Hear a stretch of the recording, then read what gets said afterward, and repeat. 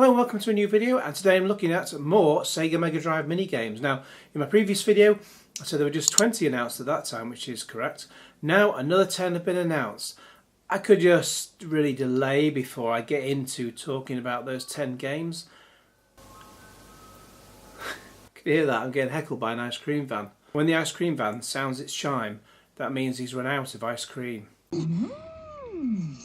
Okay, before I was rudely interrupted, I'm now going to look at the 10 new games that have been announced for the Sega Megadrive Mini. Some of these games I've played on the recent Sega Megadrive Classics on the PS4, and some I haven't. Well, there are over 50 games on that. First one up is Alex Kidd in the Enchanted Castle.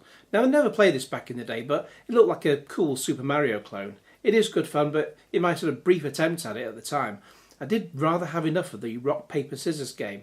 Maybe there's more variety later on, I really should check that out. For a second game, there's Sonic Spinball, which is like Sonic the Hedgehog, but with pinball, which I've seen a clip of and I've not played it, but it looks okay, a little bit of a slow game, but it could be workable. There's Golden Axe, which is a beat 'em up where you're not wearing very much in the game, and you can play it either on your own or with a friend.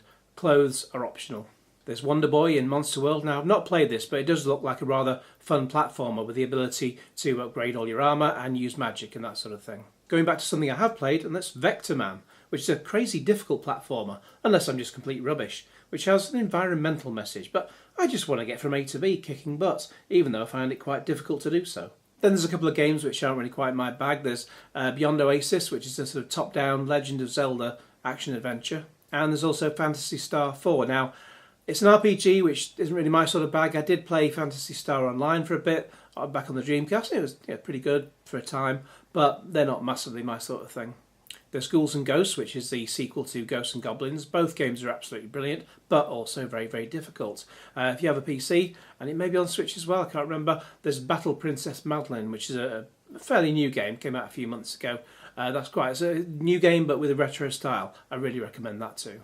Then there's also Mega Man The Wily Wars, which is remakes of Mega Man 1, 2 and 3, which came out on the Nintendo Entertainment System, or NES for short. It was released in a physical version in a cartridge in Japan and PAL territories, but not in North America, where you had to buy it either through the Sega channel, which is like an online portal kind of thing, or just buy it online. But the Sega channel only lasted a few years, from 94 to 98, so you're not going to buy it again that way.